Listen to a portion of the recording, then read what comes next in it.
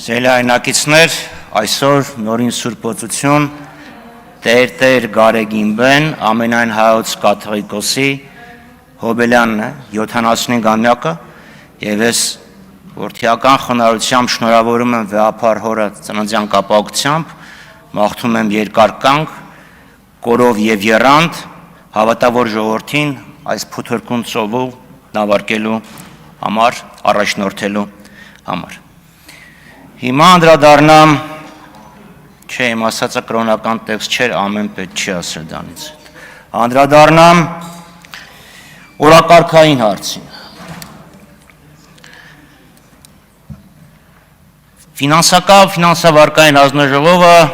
մանավանդ երբ հարստացավ մի կոմպոնենտով, այսինքն պատմական արդարությունը վերականգնվեց եւ հարկային քաղաքականությունը եկավ այս հանձնաժողով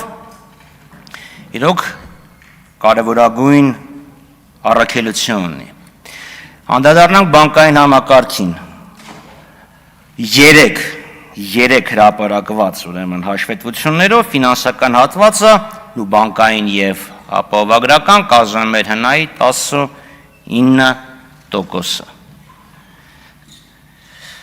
Սակայն պետք է ընդունենք, որ այս հսկայական թվի տակ մենք չունենք ֆինանսական համակարգի բազմազանություն։ Ֆինանսական գործառույթները կենտրոնացված են բանկային համակարգում եւ ես խորապես համոզված եմ, որ դրա պատճառներից մեկը կենտրոնական բանկի քաղաքականությունն է։ Մեգա ռեգուլյատորը ճնշում է ոչ բանկային ֆինանսական հաստատությունների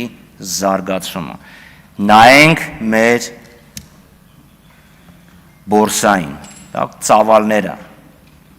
Ես կարծում եմ, որ ցանկացած սուպերմարկետ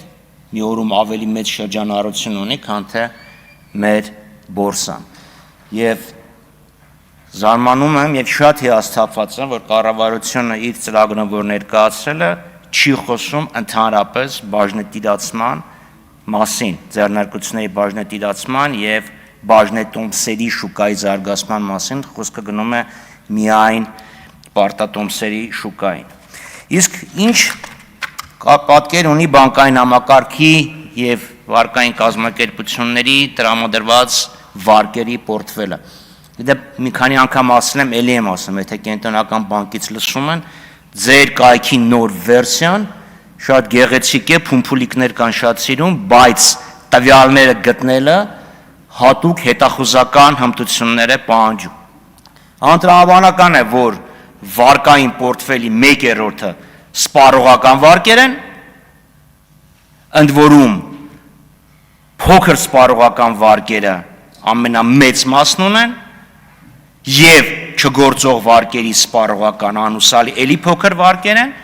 դա ամենապարզ ինդիկատորն է, որ կամ ժողովրդի ձեռքին ուղղակի փող չկա, մարդիկ այսօրվա հացի փող չունեն եւ վարկով են այսօրվա հացը առնում, նաեւ մինչեւ 250,000 դրամ մարգումարով չգործող վարկերն ինչ ծավալ են, կամ ուղղակիորեն դա կապված է գումարբազության հետ, իսկ ավելի կոնկրետ երկուսը միասին իրար հետ են։ Այսինքն մյուս 1/3-ը դա հիպոթեկն է, քանի որ հիպոթեկային վարկերը հիմնականում այսինքն մարդիկ մեծամասնությունը վարկառուները 95% եթե չեմ սխալվում մի բնակարան է գնել, այսինքն դա էլի եկամտաստեղծ գործունեության համար չի, փաստորեն էլի ֆինանսավորում է սպառումը։ Ֆինանսական համակարգը պետք է էապես վերափոխվի, որպեսզի ֆինանսական համակարգը ֆինանսավորի արտադրությունը, արդյունաբերությունը, առաջարկի ստեղծումը։ Երբ բանկերի հետ ես խոսում եւ կենսաթոշակային ֆոնդերի հետ ես խոսում, ասում են դե չկան այդ ձեռնարկությունները, որտեղ փողը դնենք։ Եվ ստեղ ես իրոք իրանց հետ համաձայն եմ։ Վերջերս երբ բացվեց տվյալների մշակման կենտրոնը, կենսաթոշակային ֆոնդերը ֆինանսավորեցին դա։ Դրանից մինչև այդ ամեն մեկը երկու ֆոնդ ունենք, ամեն մեկը մեկական ընկերության մեջ է ներդրում կատարել։ Սա նշանակում է, որ շատ լուրջ պետք է անդրադառնանք նաև կենսաթոշակային ֆոնդերի գործունեությանը։ Իդեպ շատ հետաքրքիր է, երբ այս տվյալների մշակման կենտրոնի մասին խոսք էր գնում, ասում են խոշոր ներդրումներ, միջազգային արտասահմանյան ներդրումներ, բայց որ նայում ես, մի մասը սինդիկատացված վարկ է, մյուս մասը կենսաթոշակային ներդրումներն են։ Քանի կոպեկ է մտել արտասահմանից այս խոշոր ծրագրի տակ, կամ ինչ է լինելու իր ազդեցությունը տնտեսության վրա։ Լավ բան է, բայց այդ լավ բանը ինչքանով է նպաստելու Հայաստանի տնտեսությանը։ Շատ հետաքրքիր էր, որ ներդրումից մի քանի օր առաջ, ներողություն եմ ասում, այդ գործարանի բացելուց մի քանի օր առաջ Reuters-ը մետաքրքիր ուսումնասիրություն էր արել, որ ամերիկյան համայնքների 14%-ն է ընդհանրապես համաձայն, որ տվյալների մշակման կենտրոններ իրանց մոտ գործեն։ Եվ մյուս հետաքրքիրն այն է, որ Nvidia-ի բաժնետոմսերի գինը ընկան Երևանում այդ տվյալների կենտրոնի բացման հաջորդ օրը, չեմ ասում մեկը մյուսով կապված է, բայց ուղղակի փաստ է, հետաքրքիր է։ Նայեք այդ ամեն ինչը։ Հա, ներդրումներ չեն գալիս, բա ոնց պետք է գան, որ ներդրողները տեսնում են, չէ՞, որ ուզում ես ներդրում կատարես, շատ հետաքրքիր մի հատ կոմբինացիա է Հայաստանում գործում։ Հա, օրինակ տենց է մենք հոդաբաշխ պատասխան չստացանք, թե ինչի քրոնիմետրը Հայաստանից դուրս եկավ գեոպրոմայնինգը, եւ հետո ինչի գեոպրոմայնինգը հանկարծ իր բաժնետոմսերի մի էական հատված նվիրեց կառավարությանը։ Ինչի։ Եվ կառավարությանը աշխատակազմին է, ոչ թե պետգույքի կառավարման վարչության։ Այդ ինչի հանկարծ վիվասելի գործարքը տեղի չէր ունենում։ Տեղի ունեցավ, մեկ էլ ճտ վիվասելը մի գեղեցիկ փաթեթով էլի նվեր։ Լիդիանը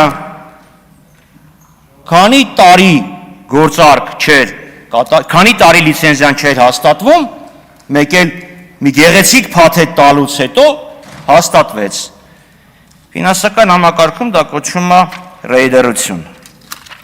Մյուս խնդիրը, որին կուզենայի անդրադառնալ, արտաքին պարտքը։ Այստեղ ասում են, հա, արտաքին պարտքը կա, բա ինչա, մենք սպասարկում ենք, պարտքն հարաբերությունները մի պա բարձացավ, հիմա էլի ընկնելու վրա է։ Նախ հիշեցնեմ, որ անցյալ տարի փոխեցիք օրենքը եւ առնվազն 2-2.5%-ային կետով պարտքն հարաբերությունը դրա արդյունքում բարելավվեց։ Բայց խնդիրը միայն այն չէ, թե պարտքին չեք վերցնում։ Ամերիկայի պարտքի շեմը երեք չառաջորը 40 տրիլիոնը հատեց։ Խոսքը վերաբերում է այդ պարտքը ինչի վրա է օգտագործում։ Կառավարությունը նախավերջին նիստի ժամանակ հերթական 350 միլիոնանոց 2 վարկային համաձայնագիր հաստատեց։ Ու 350 եմ ասում, որտեղ մեկը եվրով էր, մյուսը դոլարով էր, որ բերում ես մի արժույթին, այդքան է։ Բյուջետային աջակցության վարկ։ Իսկ բյուջեն այն վիճակում է գտնում, որ ինքը չի կարողանում օրվա ծախսերը փակել։ Մենք դրան ենք քննադատում։ Բյուջետային աջակցության վարկ, այլ ոչ թե կոնկրետ, չափելի, հստակ արդյունք ունեցող հետագծելիություն ապահովող վարկեր, որոնք օրինակ գնում են տնտեսական պոտենցիալի աճին, մեծացմանը։ Մեր ֆրակցիան կողմ է քվեարկել օրինակ հյուսիս-հարավի շրջանակներում թունելի կառուցման համար վերցված վարկին։ Ինչքանով են այդ վարկերը արդյունավետ օգտագործում եւ վերջապես, եթե մենք զտենք վարկը, առանց այդ վարկի մեր տնտեսական աճը ինչքան կլիներ։ Հպարտանում ասում եք, այ մեր տնտեսական աճը մեծ է, տնտեսական ակտիվության ցուցանիշը մեծ է, եթե հանենք վարկերը ինչքան կլիներ։ Այս տարի վարկերի սպասարկման եւ մարգումարի մասնակի մարման գումարը 1 տրիլիոն է կազմելու։ Պետական բյուջեով նախատեսված է, որ մեր եկամուտները 3 տրիլիոն են կազմելու։ Այսինքն ստացած ամեն մի 3 դրամից մեկը տալու ենք պարտատերերին։ Մյուս խնդիրը հարկերն են։ Հայաստանի հարկային համակարգը պետք է վերանայվի։ Միկրոձեռնարկությունները, փոքր եւ միջին ձեռնարկությունները պետք է ավելի արտոնյալ հարկային ռեժիմով հարկվեն։ Ձեր իշխանության, ձեր կուսակցության ղեկավարը, ձեր նշանակած կառավարության ղեկավարն ասում էր հարկային համակարգը նենց արված, որ փոքր ձեռնարկությունները չաճեն։ Նախ ով ասես, որ բոլոր փոքր ձեռնարկություններն ուզում են աճեն։ Լրիվ այլ խնդիրներ կան։ Եթե ասում են մեր ձեռնարկությունները իրանց քողարկում են, փոքր ձեռնարկությունների են բաժանում իրանց, մասնատում են, հարկային պլանավորում ագնում, հանցագործությունը հանցագործներին բռնեք եւ դատեք։ Ոչ թե բարեխիղճ փոքր ձեռնարկություններին պատժեք։ Այս 15 վայրկյանում փորձեմ մի հարցին անդրադառնամ, լավ։ Նենց զարմացած եք ասում, պանայք, որ ստետ մարդիկ այլ կուսակցություններով են եկել, այս կողմ, են կողմ, մեկը հանրապետական ա եղել, մեկը Բարգավաճ եւ այլն։ Հետ եմ նայում, պարոն Կոնջորյան, երկու կուսակցություն։